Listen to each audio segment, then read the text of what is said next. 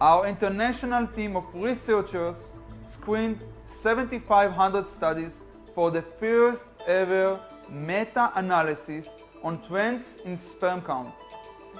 From 1973 to 2011, we found an alarming decline of over 50% in both sperm concentration and total sperm count among men from Western countries unselected by their fertility.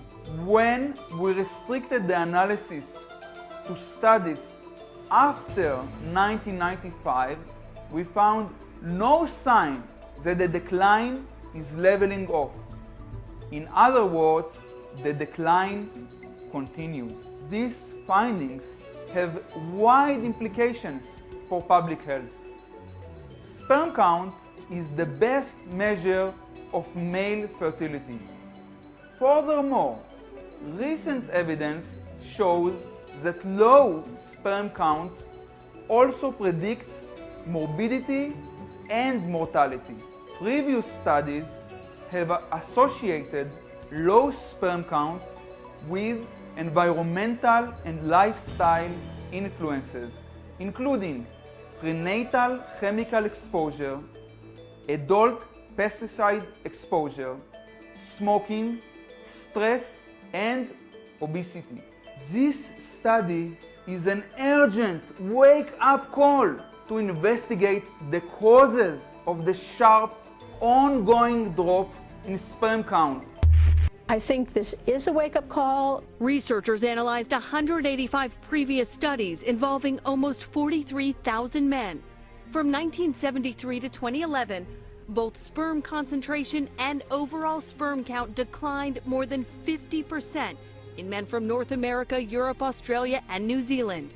It can't be genetic. It's much too fast for genetic changes. And so it's got to be environmental. Dwindling sperm counts have been linked to exposure to some chemicals in things like plastics and nicotine, especially in the womb. Doctors say a mother who smokes while pregnant does greater damage to her son's future sperm count than if the son smokes himself as an adult. I do believe this study is showing us a real trend that may very well be the term we use is the canary in the coal mine. Recent studies show reduced sperm count related to increased heart disease, prostate cancer, and early death. And if something in the environment is disrupting hormones, it's not just men who have to worry. It's not something that is limited only to the man who has an interest in building a family. It can be telling us something about all of our health. The rare late-night launch shot a ballistic missile into space. It remained airborne for more than 40 minutes, flying 1,000 kilometers due east before splashing into the Sea of Japan. Pentagon intelligence analysts have been surprised by the fast technological advances made by North Korea's weapons scientists. Recent North Korean propaganda videos have featured the U.S. Capitol in flames. Analysts do believe that the missile launched today did have the range to hit Los Angeles, Chicago, or even New York. It is unclear how close North Korea is to being able to arm a missile with a nuclear warhead. So they've been saying it for a long time. I think the difference is we're coming to believe them. We're in a relationship where we can destroy them and they can destroy us, and we may not like it, but that's where we are.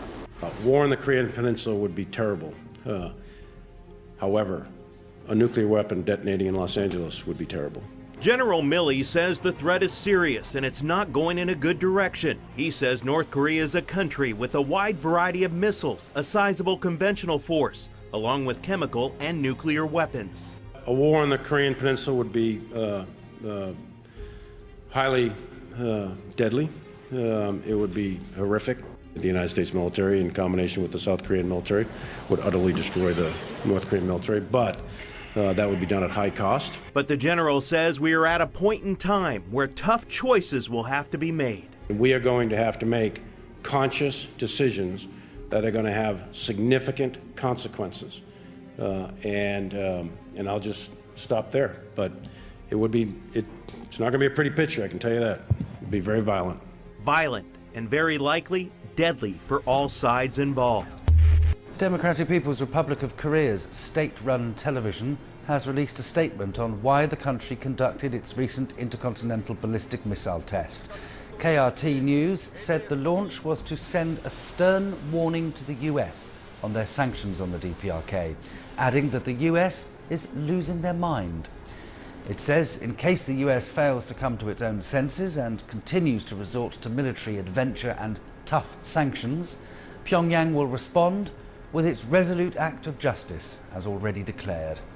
Following Friday's ballistic missile launch, the US flew 2 supersonic B-1 bombers over the Korean peninsula on Sunday in a show of force.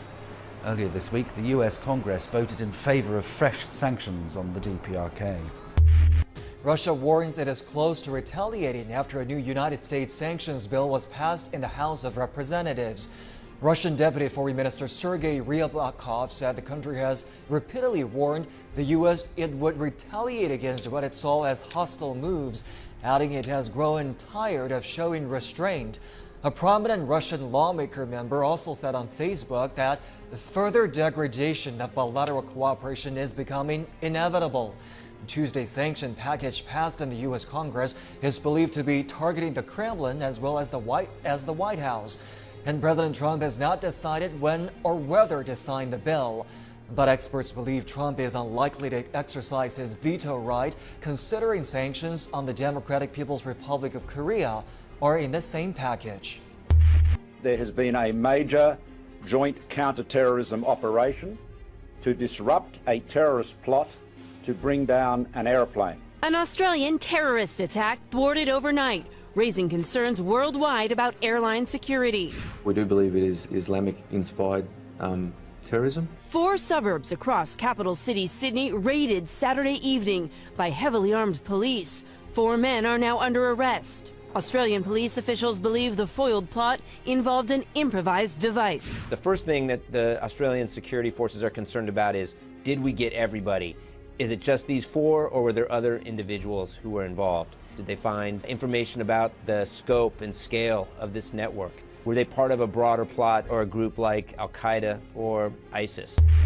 Protesters in Venezuela took to the streets again on Friday to demonstrate against a legislative superbody to be elected on Sunday. Critics have called the vote a plan by President Nicolas Maduro to create a dictatorship. There were fewer protesters on Friday than there had been earlier in the week amid tropical downpours and a government ban on demonstrations. Venezuelans have been protesting against Maduro for several months now, with the country in a grip of severe economic crisis. A car bomb explosion in the Somalian capital of Mogadishu on Sunday killed 6 people and wounded 20 others. Police say the death toll is likely to rise. The bomb went off on the busy Muka al-Mukarram road. A witness said the blast was followed by big clouds of smoke in the sky. No group has claimed responsibility for the bombing. 6 people have died and 3 are missing in northwest China's Shanxi province following heavy rains which triggered floods. While the weather woes have affected over 58,000 people and 70,000 have been relocated. About 2,000 hectares of crop fields are damaged, with the direct economic loss expected to reach $34 million. Power supplies, telecommunication and traffic have been affected by the torrential rains. The provincial